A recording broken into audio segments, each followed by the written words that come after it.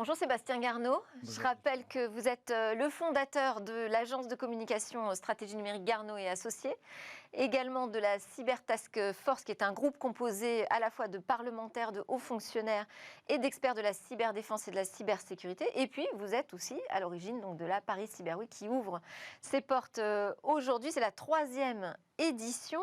Alors déjà, première question, puisque la semaine dernière, nous avons reçu Guillaume Tissier pour parler du Virtual FIC, donc le Forum international sur la cybersécurité, en version 100% virtuelle la semaine dernière. Comment vous vous distinguez déjà des événements qui traitent de la cybersécurité en France? Oui, et en Europe.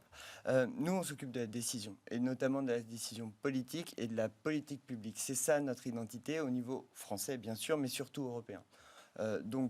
Si je devais définir Paris Cyber Week, je dirais que c'est le forum, c'est même un sommet des décideurs européens à très haut niveau, que ce soit les ministres, les directeurs généraux ou encore les députés, parce que c'est un axe assez fort, on est très parlementaire chez nous.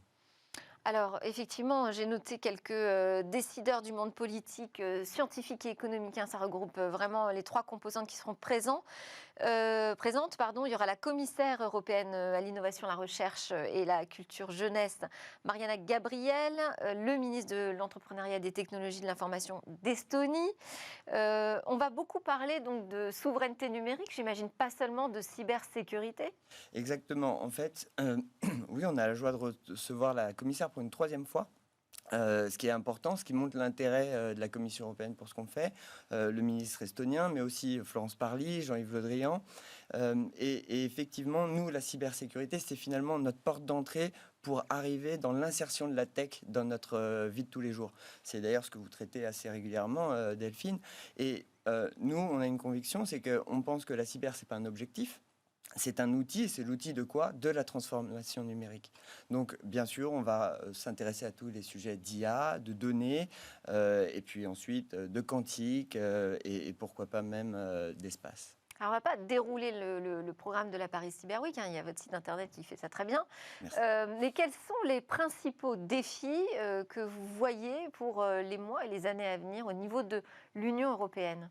Alors clairement, la question de la souveraineté numérique ou de la souveraineté technologique, parce que déjà il y a débat. Est-ce qu'on est sur une souveraineté type étatique ou est-ce qu'on parle juste de la technologie?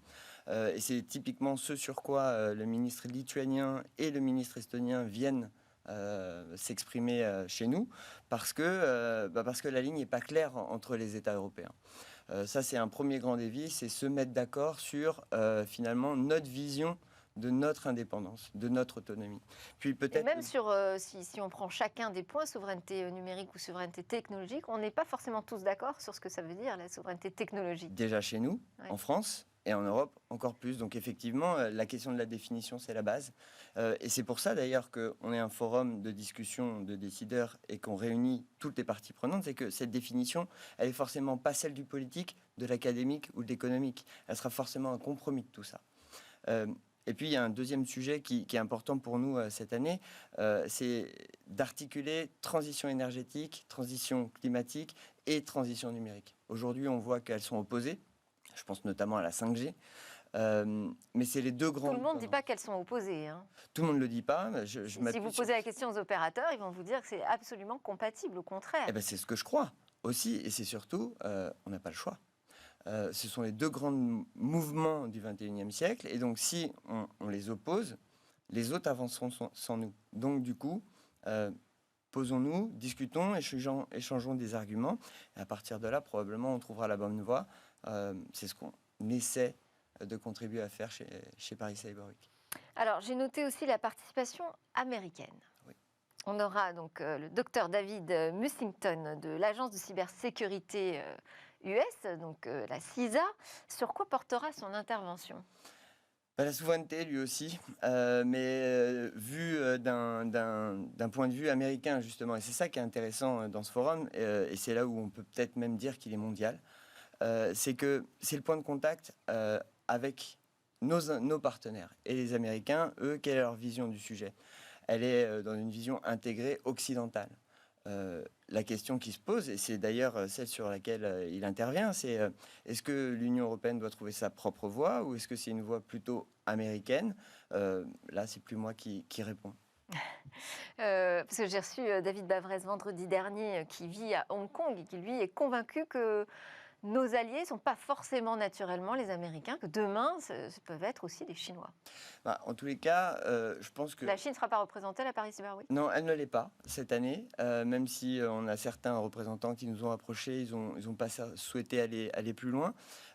Mais l'Europe, aujourd'hui, dans ce monde d'interdépendance et de géopolitique, elle a probablement le rôle de puissance d'équilibre. Donc effectivement, si elle bascule d'un côté ou de l'autre, elle prend parti, et donc du coup, elle perd finalement sa propre liberté. Donc oui, il est peut-être de notre rôle de discuter avec tout le monde. Et en Europe, on n'est pas forcément d'accord déjà sur ce sujet. On en parlera tout à l'heure sur justement le panel sur la souveraineté. Entre l'Est et l'Ouest. J'ai vu aussi que vous estimiez que la France était un maillon fort en matière de cybersécurité pour l'Europe. Qu'est-ce qui vous fait dire ça? Déjà, l'excellence de notre technologie, de notre industrie. On a de très beaux groupes et on a surtout des groupes à dimension suffisante.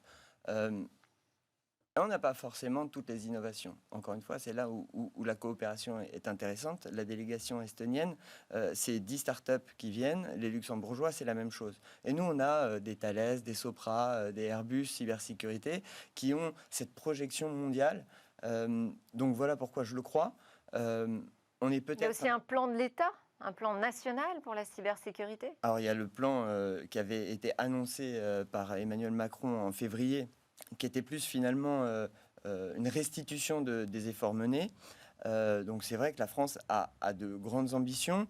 Les décisions du gouvernement récentes font l'objet encore de discussions. Moi, ce dont je me félicite, c'est qu'au moins on a des décisions et donc on connaît le cadre. Encore une fois, la France est un petit pays dans le monde, mais c'est un grand pays en Europe. Donc c'est pour ça qu'on doit assumer un certain leadership.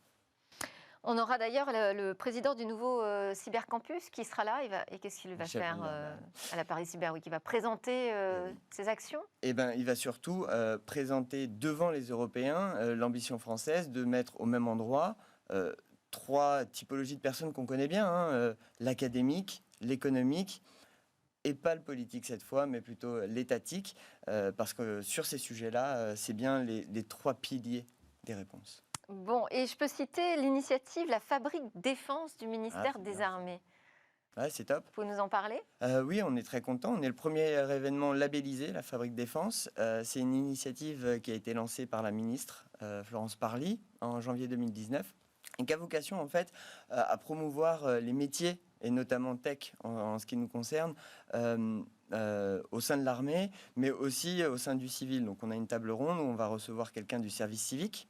Ça, c'est le volet vraiment civil. Et puis, une réserviste opérationnelle et un jeune homme de 25 ans qui est dans l'active. Et ils vont nous expliquer pourquoi l'engagement, c'est intéressant pour eux et qu'est-ce qu'ils trouvent dans la tech.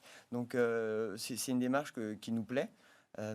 Et ouais, on est assez content d'être les premiers labellisés. Ça veut dire qu'il faut que vous trouviez de l'écho aussi auprès des jeunes étudiants. C'est pour ça que c'est pas moi qui parle sur le panel, ce sont des jeunes, parce que de pair à pair, ça fonctionne mieux. Bon, est-ce que j'ai oublié un des temps forts de cette Paris Cyber Week?